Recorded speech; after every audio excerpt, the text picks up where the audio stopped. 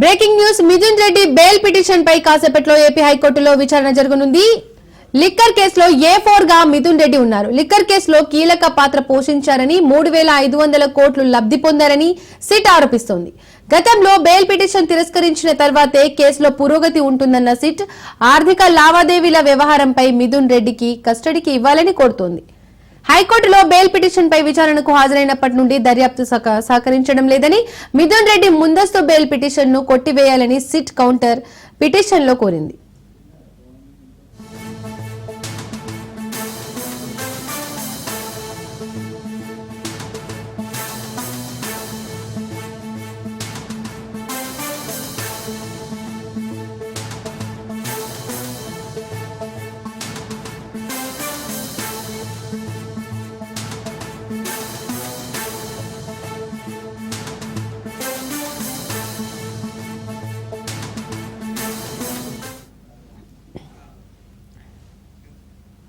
Mithun Reddy bail petition పై కాసేపట్లో AP హైకోర్టులో విచారణ జరగనుంది. లిక్కర్ కేసులో A4 గా మిథున్ రెడ్డి ఉన్నారు. లిక్కర్ కేసులో కీలక పాత్ర పోషించారని 3,500 కోట్లు లబ్ధి పొందారని సిట్ ఆరోపిస్తుంది.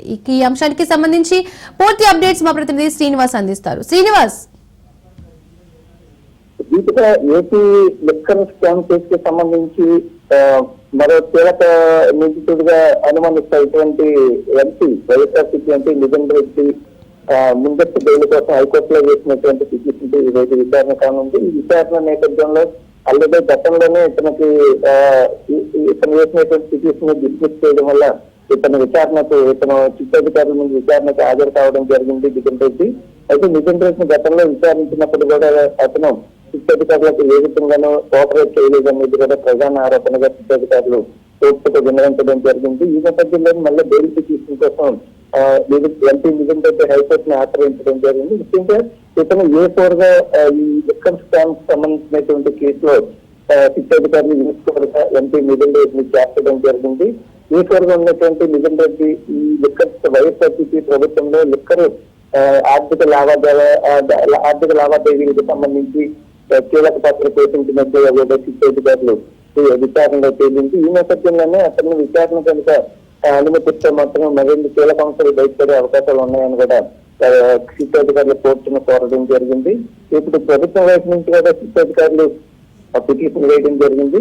అతను కోర్టు ముందస్తు బెయిల్ పిటిషన్ తిరస్కరించి అతను క్యాన్సిల్ చేసి కస్టడీకి ఇవ్వాలని కూడా కోరడం జరిగింది. గతంలో క్యాన్సిల్ చేయడం వల్ల ఇతను విచారించాం, కానీ విచారణలో కోఆపరేట్ చేయకపోవడం వల్ల ఇన్ఫర్మేషన్ మొత్తం ఇతని దగ్గర దాగి ఉందని కూడా చెప్తా ఉన్నారు.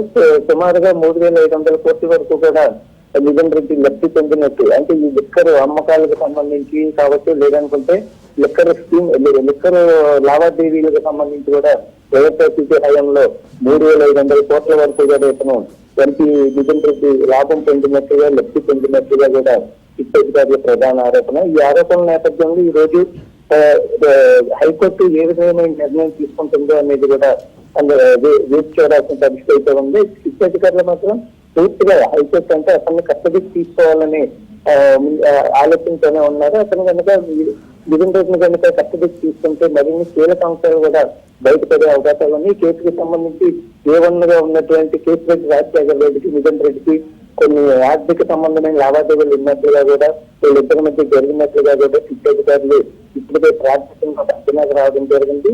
అయితే ఇప్పుడు దీంట్లో ఉన్నటువంటి కీలకంగా ఉన్నటువంటి వ్యక్తులు ఆల్రెడీ రిమాండ్ ఖైదీలుగా కొంతమంది ఉన్నారు. అలాగే మిథున్ రెడ్డిని కూడా పూర్తి స్థాయిలో విచారణ కనుక చేపడితే అతను అంటే ఈ లిక్కర్ స్కామ్ కు సంబంధించి ఇతను మిథున్ రెడ్డికి అట్లాగే గత వైఎస్ఆర్సీపీలో ముఖ్యమంత్రులు ఉన్నటువంటి వైఎస్ జగన్మోహన్ రెడ్డికి కూడా కొన్ని వాళ్ళిద్దరు కూడా వ్యాపార లావాదేవీలు ఉన్నట్లుగా తెలుస్తా ఉంది. అందుకే ఇది అన్నిటి నేపథ్యంలో కూడా మిథున్ రెడ్డిని కనుక విచారణ చేస్తే ఈ కేసుకి సంబంధించి దాదాపుగా చిక్కుముడి ఏదైతే ఉందో అది పూర్తిగా వీటిపోయే అవకాశాలు కూడా ఉన్నాయని సిద్ధాధికారులు భావిస్తా ఉన్నారు.